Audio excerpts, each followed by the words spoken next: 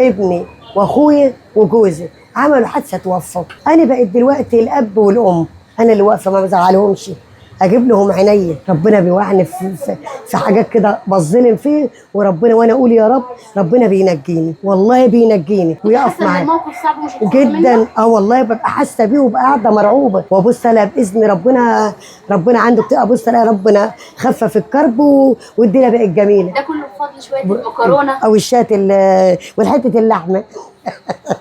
ربنا ساترها معايا. انا ببيع شويه ليمون وشويه عيش، بجيب رزق يوم بيوم لعيالي السته، الحمد لله يعني راضيه، وبقول الحمد لله. ابني واخويا وجوزي عملوا حادثه توفوا. انا بقيت دلوقتي الاب والام، انا اللي واقفه ما بزعلهمش، اجيب لهم عينيا. اللي متجوزه، في واحده برضو متطلقه قاعده معايا ب4 عيال، يعني ربنا يبعت لها رزق، وربنا بيديني رزقها هي وعيالها. والله العظيم يعلم. وجوز بنتي كان راكب مع ابني، بس ربنا نجاه، دراعه باص برضه، يعني بقف معاه وهو بيقف معايا كويس، مش وحش.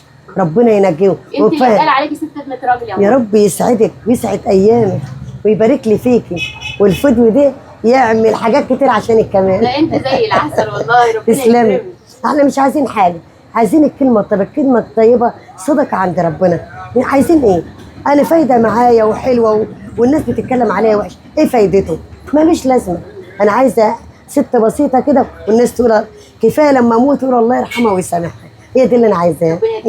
يكبر خاطرك ويرضيكي ويسعدك انت واولادك. بحق جاي الايام المفترجه يا رب. رحت عمره بس عشان كنت رايحه اول مره، ما كنتش عارفه حاجه، ما اتمتعتش، فنفسي اروح عمره واروح واتمتع كده. ده اللي نفسي فيه.